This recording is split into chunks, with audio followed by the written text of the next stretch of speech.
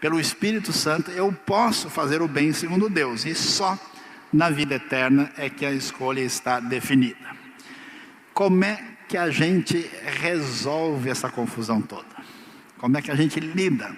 Esse assunto é importante porque o meio evangélico está confuso e brigando sobre ele. Primeiro, existe um problema nas duas posições. Qual é o problema? A gente chama de polarização do testemunho bíblico. O grupo que defende a soberania de Deus, o que faz? Só escolhe os textos da soberania de Deus e os outros esconde. Ou então diz, não, isso aí é um texto difícil. Qual que é o texto difícil? O que vai contra a minha ideia. Os outros que defendem a liberdade humana, eles escondem os textos que defendem a soberania de Deus. E aí você acaba tendo uma polarização, ou um selecionamento, vamos dizer, indevido dos textos.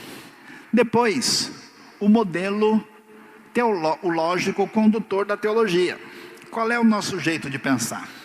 É um jeito de pensar que nem sempre é um jeito da Bíblia. Como é que a gente entende isso? Por exemplo, às vezes tem pessoas que pegam caixas e querem guardar fruta nessas caixas. Eu já vi o pessoal pegar a caixa de fruta e querer guardar lá dentro murici, cajá.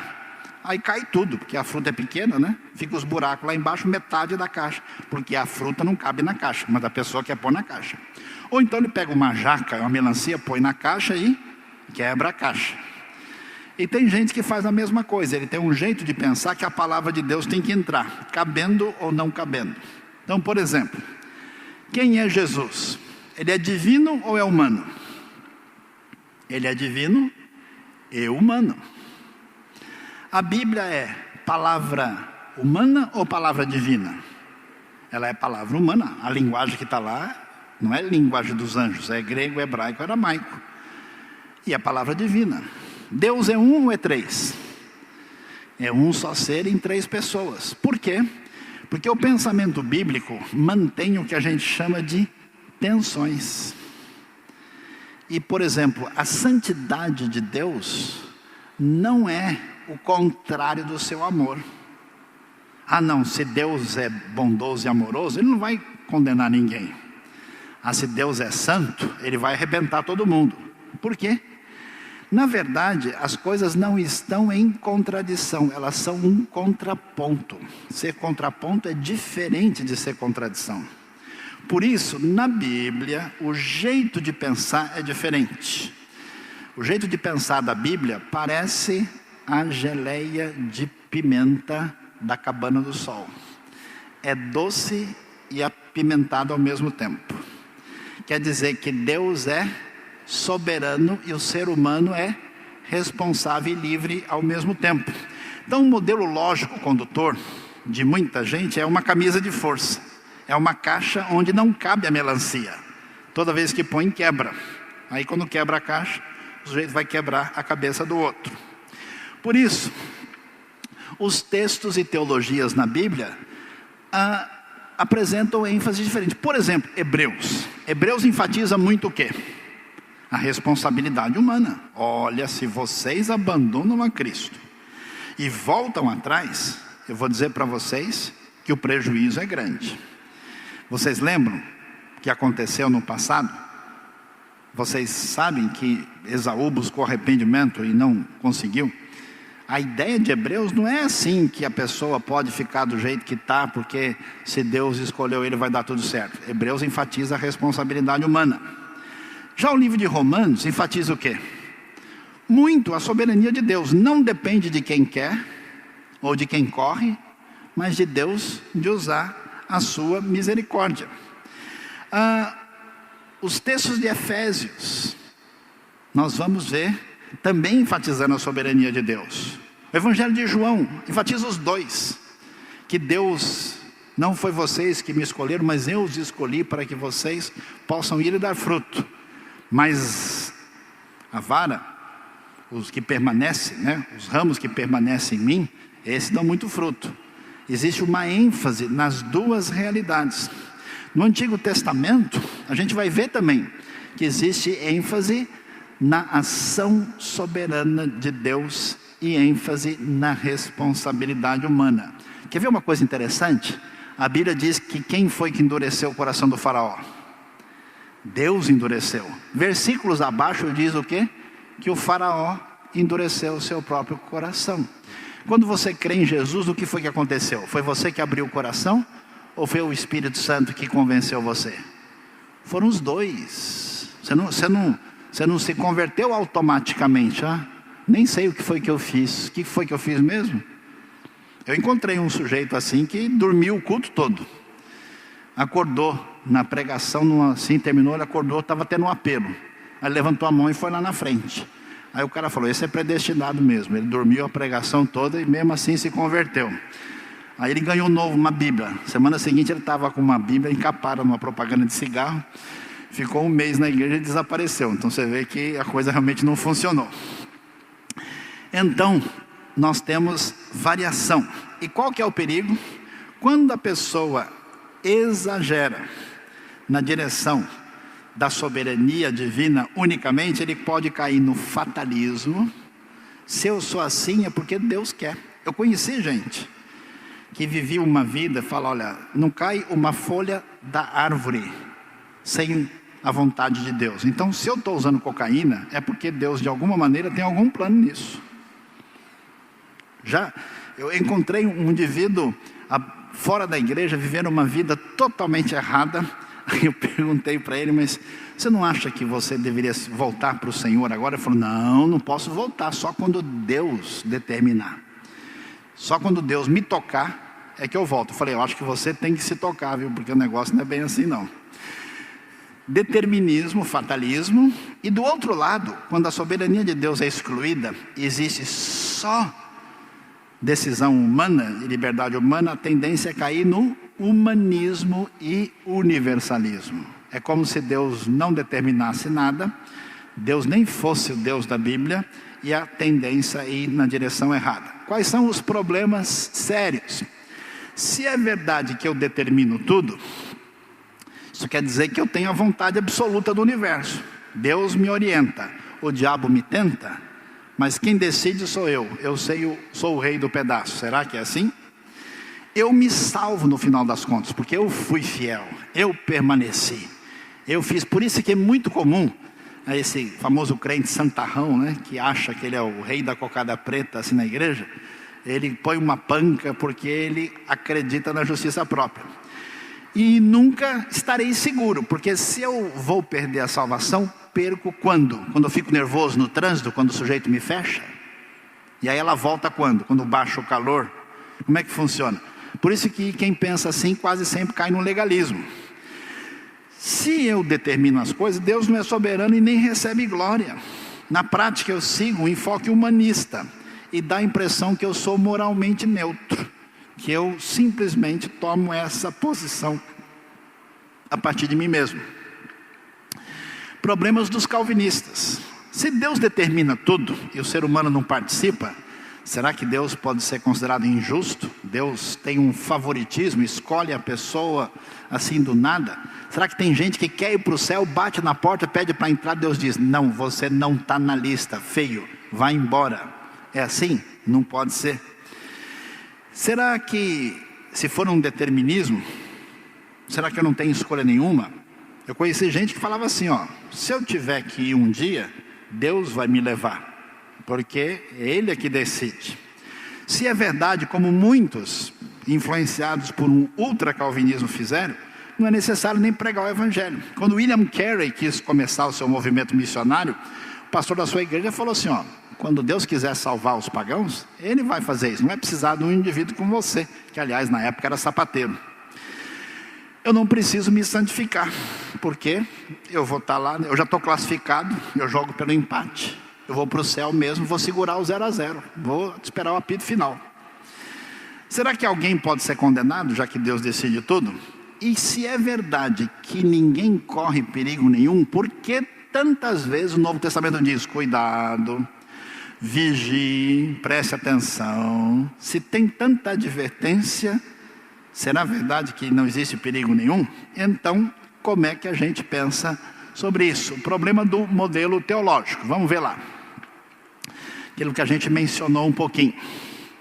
Quando a gente estuda a Bíblia e os assuntos teológicos, é muito importante entender que o estudo da teologia tem 3 áreas principais. E o problema de muita gente é ficar em uma ou talvez em nenhuma delas. Por exemplo, a teologia chamada catafática é a teologia preocupada com doutrina. Ensina como pensar sobre Deus e coloca Deus numa caixa. É a teologia sistemática tradicional. Deus é assim, seus atributos, a obra de Cristo.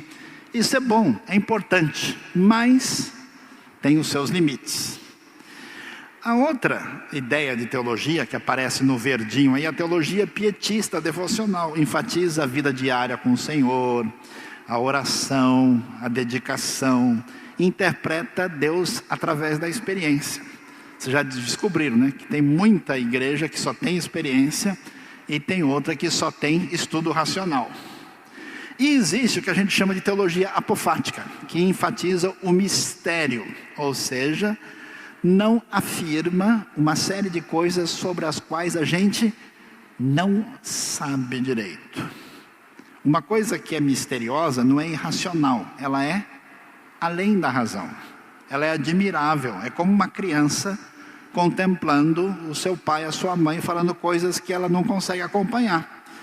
Então, qual que é o problema? O problema é quando a gente pega alguns aspectos que têm a ver com o mistério da fé e quer transformar numa explicação doutrinária simples e limitada. Por isso, o pensamento bíblico é marcado por bastante dialética, onde tese, antítese e síntese formam uma realidade do pensamento que é ensinado na Escritura.